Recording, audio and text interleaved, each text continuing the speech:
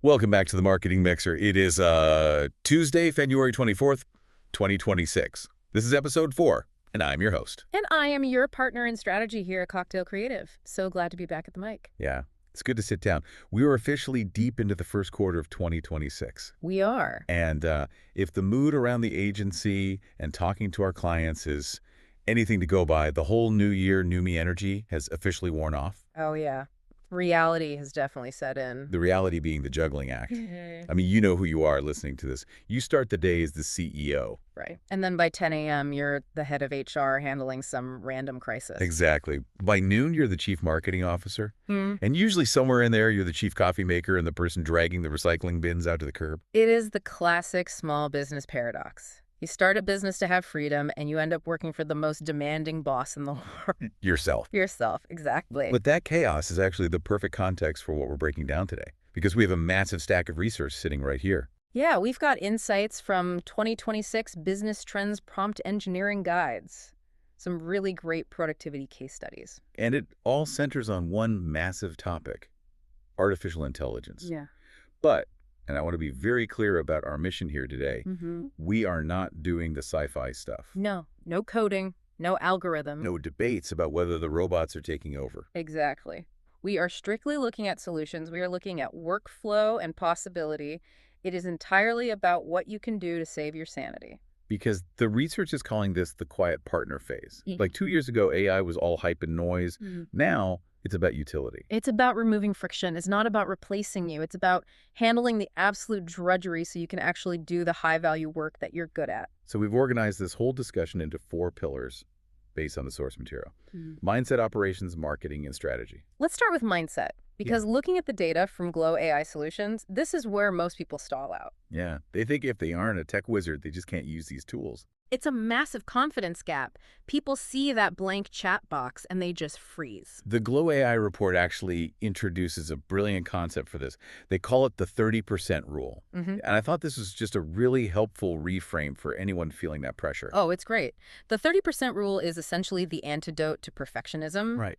The idea is that you stop expecting the AI to do the job 100% perfectly from start to finish. Because they won't. It won't. If you ask it to write a blog post and it comes back a bit generic, you don't throw your hands up and say, well, this is rubbish. You look at it as a starting block. The real value isn't the finish line, it's the launch. Yeah. It removes that first 30% of the effort. You know, the heavy lifting of getting off the blank page. Exactly. It summarizes the messy notes, it drafts the structure, it handles the frequently asked questions. It literally gets you from 0 to 1. It just reduces the cognitive load. Instead of staring at a blinking cursor for 20 minutes, you're editing a rust draft. You're in motion. But there's another mental hurdle we saw in the notes, specifically from the Jenna Kutcher material.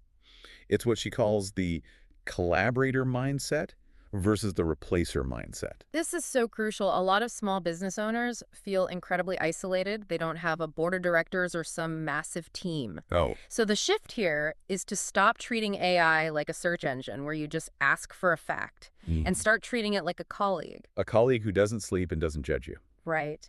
Imagine if you could hire a copywriter who knows your voice, a strategist available at 3 a.m. when you're panicking about cash flow, or an admin assistant who doesn't care if you've had 4 coffees before 9 a.m. That brings us to one of the most practical applications I found in the shop startup source material. It's called the energy lens. Oh, this was a standout for me. It is incredibly human-centric. It really is. The premise is just that our energy fluctuates. We aren't machines. We have good days and bad days. Exactly. So the energy lens is a prompt technique where you explicitly tell the AI your current physical and mental state. Yeah, you paste in your massive to-do list. Right, and you say, my energy is a 3 out of 10 today. I'm fighting off a cold. Give me a red level plan. And instead of just listing everything back at you, the AI filters it based on your capacity. It might say, okay, if you're a 3 out of 10, ignore the marketing plan today. Yeah. Just email this one client, reschedule these 2 calls, and go lie down. I was picturing a graphic designer, maybe a solopreneur up in Suffolk. It's February, it's raining, they've got the flu. Miserable. Right, they can't just close the shop, but they cannot function at 100%. This tool acts like a protective gatekeeper for them. It prioritizes based on your actual reality, not just the deadline. It protects the human from the grind. Which is a perfect segue into segment 2. Operational sanity. Or as I like to call it, the boring stuff that actually keeps the lights on. Finance, admin, HR, Yeah. the backbone of the business. And usually the source of the most headaches. Oh, without a doubt. There was a tool mentioned in the startup source that made me laugh because it is so brutally necessary. The meeting cost calculator. Oh, this is a serious reality check. The concept is simple but devastating. Before a meeting, you paste the attendee list into the AI, just job titles or approximate salaries, and it calculates exactly how much that 1 hour is costing the company in raw salary time. It literally puts a price tag on time. I can think of so many agencies, especially down in London, that need this immediately. Oh, absolutely. You have 8 people sitting in a glass room for 2 hours debating a font choice. You are literally burning hundreds of pounds. And the smart part is what you do with that data. You don't just stare at the number and cry. No. You prompt the AI, you say this meeting is costing us 600 pounds.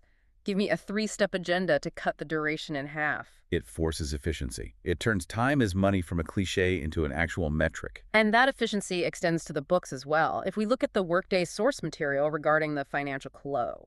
This is huge for anyone who dreads the end of the month. The Sunday scaries of accounting. Exactly. Instead of the frantic receipt, Scramble AI systems can now auto-post recurring entries, like your rent or standard retainers, and route approvals in real time. But what I found most interesting was the idea of the non-judgy CFO. The ability to analyze without the emotional baggage. Yes.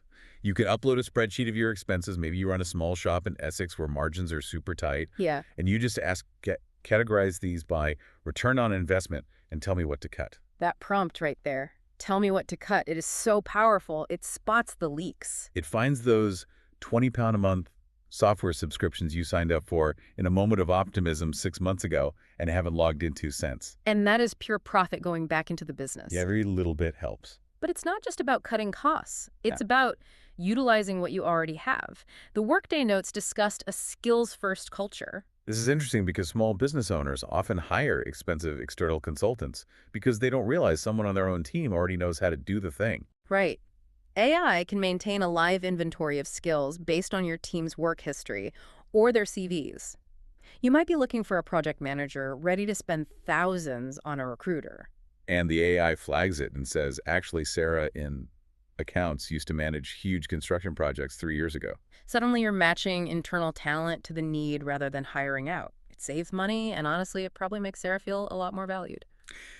Win-win all around. Let's pivot to the growth engine now, marketing and sales. This is where a lot of people feel the absolute most pressure to produce and where the burnout is very real. It's the content beast. You have to feed it every single day. Every day. I want to talk about content batching, specifically the carousel method from the Jenna Kutcher material, because the content hamster wheel is a real problem. You have one good idea, you post it, it gets 3 likes, and it dies. It's so disheartening. You feel like you're just shouting into the void. The carousel method changes the workflow completely. You aren't just creating one post, you're creating a system. Right. The prompt is essentially take this one seed idea, turn it into a 10-slide educational carousel, write a caption with a strong hook, and then script a 3-part story series. So you are taking one single asset and stretching it across multiple formats. Exactly. It amplifies your original thought without you having to write 3 separate pieces from scratch. It's leverage. You do the thinking once, and the quiet partner does the formatting 3 times. Love that. And while we're on the subject of communication, we have to talk about the email voice makeover. Oh, this is something every British person listening will relate to. The people pleaser email. Yes, the I'm so sorry to bother you, just wondering if maybe you could possibly pay me email. You write it, you delete it, you rewrite it to sound nicer, and you end up sounding weak. And usually you end up waiting longer for the money. Exactly. The strategy here is to paste your messy, honest, perhaps slightly frustrated draft into the AI, and you use a specific prompt. Rewrite this to be clear, confident, and calm. Soften the call to action slightly, but keep the boundary firm. Keep the boundary firm. That is the key instruction. I'm imagining a freelancer in a co-working space in Brighton or Manchester. They need to tell a client the scope has crept up and they need to charge more. And they are terrified to hit send. Terrified. They use this tool and suddenly they are sending a professional negotiation in pounds, asking for what they are worth without apologizing for existing. It removes the emotion from the negotiation. It allows you to wear the CEO hat even if you're feeling like the intern inside. That logic completely applies to strategy as well. Fair. Which brings us to our final segment, The Network Solutions research highlighted customer persona development. Personas often feel like a marketing buzzword that gets ignored because it usually involves guessing. Yeah, you sit in a room and say, our customer is Dave from Leeds, and he likes football. It's a total caricature. But with AI, you can prompt with actual data logic. You can say, I run a bespoke joinery business in Leeds. My average price point is £5,000. Create a detailed persona, including pain points and buying motivations for this specific demographic. And it uses the data to tell you that Dave isn't just looking for a cupboard. He's looking for order because he works from home and the clutter is literally stressing him out. It gives you the psychology. Which means your marketing actually lands. It stops being noise and starts being a real solution. Using AI not just to do things, but to think about things. To be your business coach. The Entrepreneur Loop material had some fantastic frameworks here. It all comes down to the act as prompt. The quality of the output depends entirely on the quality of the role you assign the AI. So instead of asking, how do I grow, which is way too vague, You say, act as a market analyst with 20 years of experience in the UK retail sector. Analyze the current market for sustainable clothing and identify 3 untapped segments. you're essentially assigning it a CV. You're telling it which hat to wear. You are. And you can go even further. You can ask it to play the antagonist. Here is my business plan. Roast it. Challenge my assumptions. Tell me why this will fail. Okay, that requires a bit of bravery. It does.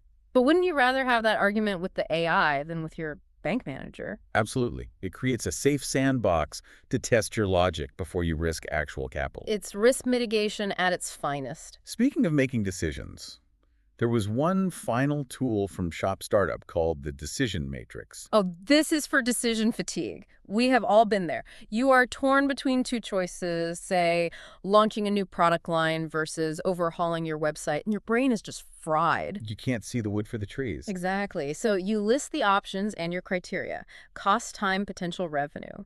You ask the AI to score them 1 to 5 and highlight the optimal path based on the data. It just strips away the emotion. It gives you a mathematical justification for your choice. Sometimes you just need permission to make the call, and the data provides that. So let's pull this all together. We've covered a lot of ground today. We're talking about AI writing those difficult negotiation emails to get you paid in pounds. We're talking about forecasting cash flow to find the leaks.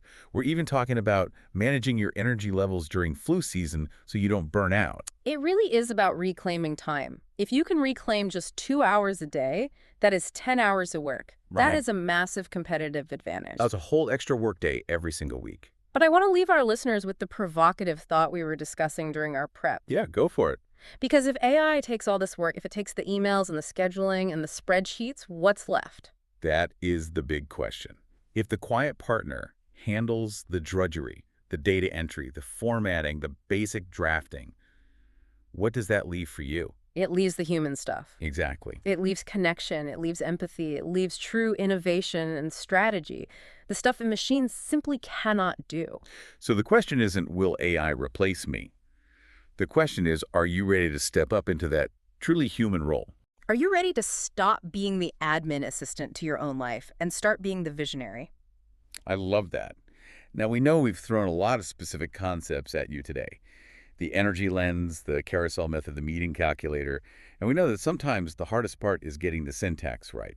Prompt engineering is absolutely a skill. You need the right recipe to get the right result.